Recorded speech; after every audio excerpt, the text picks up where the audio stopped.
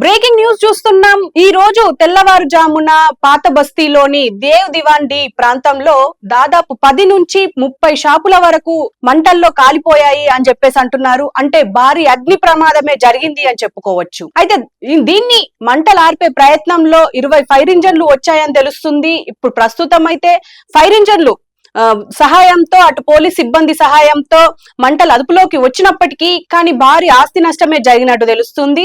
అదుపు అవుతాయా లేదా అన్న సందిగ్ధంలో ఉండే, ఎందుకంటే ఎర్లీ మార్నింగ్ ఎక్కువగా మంటలు చెలరేగే సమయం, పైగా ఒక పక్క ఫైర్ ఇంజన్లు వచ్చినప్పటికీ మంటలు ఎగిసి పడుతున్నాయి.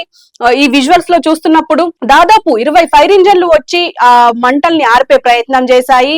మంటలు అదుపులో వచ్చినప్పటికీ భారీ ఆస్తి నష్టం జరిగింది. ఎందుకంటే ఇప్పుడు రంజాన్ సీజన్ రాబోతోంది కాబట్టి స్టాక్ చాలా తెచ్చుకొని పెట్టుకున్నాము అని చెప్పేసి అక్కడి వ్యాపారులు వాపోతున్నారు.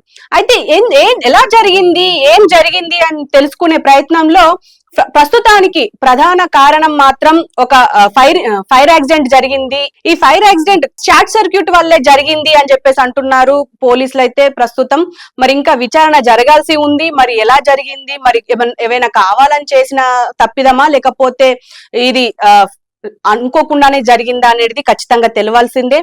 కానీ ఏదేమైనప్పటికీ ఈ మధ్య హైదరాబాద్ లో చూసుకున్నా, హైదరాబాద్ చుట్టుపక్కల చూసుకున్నా, పాత బస్తీలో చూసుకున్నా ఎక్కువ ఫైర్ యాక్సిడెంట్ జరుగుతున్నాయి. అసలు ఈ ఫైర్ యాక్సిడెంట్ షార్ట్ సర్క్యూట్ల వల్లనే జరుగుతున్నాయా లేకపోతే ఏమైనా ఇన్సూరెన్స్ క్లెయిమ్ కోసం జరుగుతున్నాయా అని చెప్పేసి చాలా మంది ఆలోచిస్తున్నారు. ఎందుకంటే పెద్ద పెద్ద కంపెనీల నుంచి చిన్న చిన్న షాపుల వరకు ఇలాంటి యాక్సిడెంట్లు జరుగుతున్నాయి. అసలు ఎలా జరుగుతున్నాయి, ఎందుకు జరుగుతున్నాయి, మరి ఏమైనా దీనిపైన ఇన్వెస్టిగేషన్ చేస్తున్నారా లేదా అని చెప్పేసి కూడా చాలా మంది మాట్లాడుతున్నారు. అయితే ఇప్పుడు ఈ రీసెంట్ టైమ్స్ లోనే పాత బస్తీలో ఇవి ఎక్కువైపోయాయి. మరి ఎందుకంటే మనం పాత బస్తీలో గమనించుకున్నట్టయితే షాపులన్నీ దగ్గరగా ఉంటాయి. ఇప్పుడు ఇది కూడా దాదాపు దేవ్ దివాండి ప్రాంతంలో జరిగింది. ఇది 4వ ఫ్లోర్ లో స్టార్ట్ అయింది. మెల్లిమెల్లిగా ఒక షాప్ లో స్టార్ట్ అయ్యి మొత్తం 30 షాపులకు అంటుకున్నాయి అని చెప్పేసి అంటున్నారు. మరి మెల్లిమెల్లిగా స్ప్రెడ్ అయ్యిందని చెప్తున్నారు. మరి ఎలా అయ్యింది అనేది మాత్రం ఇంకా స్పష్టంగా తెలవాల్సి ఉంది.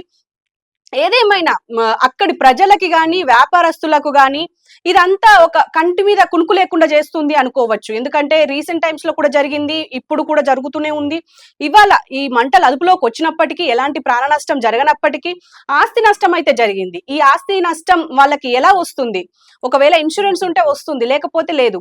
ఈ ఫైర్ యాక్సిడెంట్ వల్ల మాత్రం పాత బస్తీలోని ప్రజలకి గాని వ్యాపారస్తులకు గాని వాళ్ళకి కంటి మీద కునుకు లేకుండా చేస్తుందని మాత్రం చెప్పుకోవచ్చు. ఎందుకంటే ఆస్తి నష్టం అయితే జరిగినప్పటికీ ఈ ఆస్తి నష్టంలో పాపం వాళ్ళు లక్షల మాల్ పోగొట్టుకున్నట్టు అవుతుంది.